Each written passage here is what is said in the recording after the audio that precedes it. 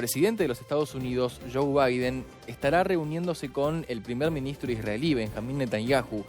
Hubo otros líderes internacionales que también se reunieron, tal es el caso de Olaf Scholz, el canciller alemán, y es muy probable que durante los próximos días distintos líderes occidentales también se reúnan. El objetivo en principio es poder poner paños fríos en una situación que desde el 7 de octubre escala considerablemente. En instantes nada más vamos a mostrarles las actividades en vivo desde Israel, pero antes un análisis previo con Brian Mayer, que se suma a esta cobertura con los principales hitos de esta reunión. Aquí lo tenemos en pantalla a Benjamín Netanyahu. Brian, lo que quieras aportar, lo que quieras sumar en un día importantísimo en esta cumbre entre ambos líderes internacionales.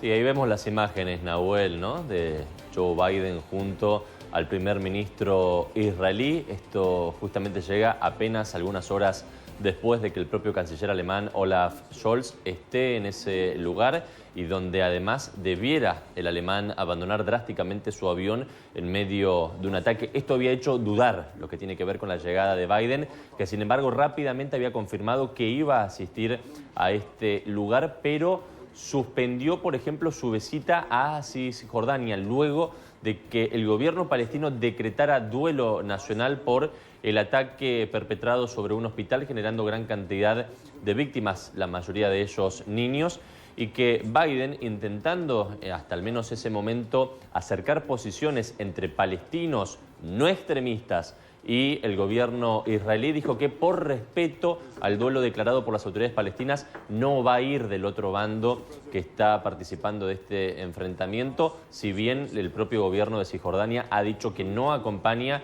ni tampoco celebra lo que ha hecho Hamas en las últimas semanas y también en las últimas horas. Entonces es importantísimo y valiosísimo para el gobierno israelí lo que tiene que ver con esta llegada, mientras además se habla en el mundo entero de que Estados Unidos avala el exterminio del grupo terrorista, pero que de ninguna manera aprueba la forma en la cual Israel quiere llevar adelante un ataque masivo, por ejemplo, en la Franja de Gaza, porque sostienen que eso puede llegar a permitir, avalar o dar lugar a que, por ejemplo, se lleve adelante o se inicie, de hecho, una guerra santa, como viene promoviendo Irán en los últimos días y que puede involucrar a mayor cantidad de países del Estado árabe, como por ejemplo Siria, entre otros, y reactivar células que hasta ahora están prácticamente en stand-by de distintos grupos terroristas que no solamente están en Israel y alrededores, sino en el planeta entero. Recordemos, Nahuel, que estamos hablando de víctimas del terrorismo en Israel en las últimas semanas, de más de 41 países y que se han visto réplicas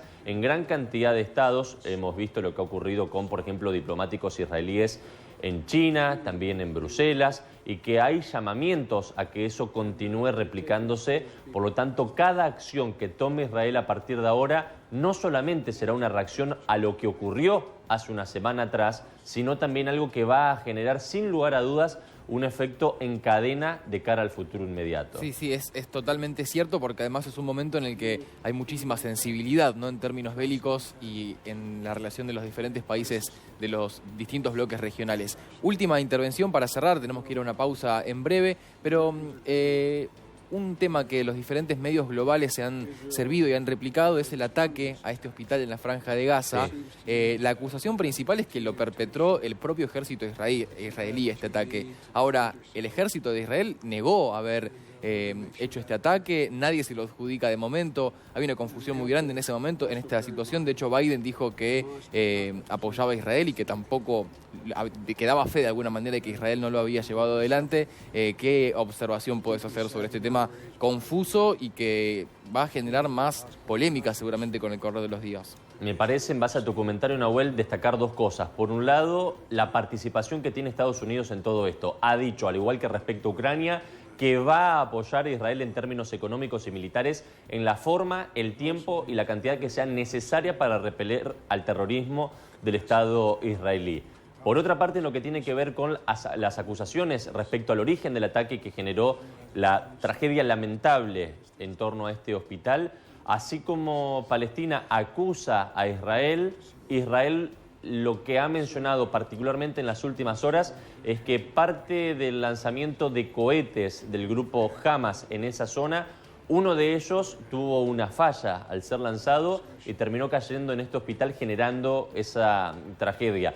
Por otra parte, hay quienes mencionan que es extraño pensar que un misil genere más de 200 muertes, digamos, por lo que tiene que ver con el impacto, con el alcance que logra tener un misil que no debería ser de semejante magnitud. ¿Qué quieren decir con esto, Nahuel? Que allí probablemente había, por ejemplo, insisto, esto es hipotético, son algunos comentarios que llegan de algunos analistas, de que ese hospital estaba siendo utilizado como un depósito de arsenal o como un polvorín. Lo que hemos visto muchas veces en acusaciones cruzadas entre Rusia y Ucrania. Se utilizan objetivos civiles o puntos civiles críticos como hospitales para guardar o almacenar armamento militar y de esa forma evitar ser atacados, pero muchas veces son alcanzados por el fuego enemigo. ¿Esto es así?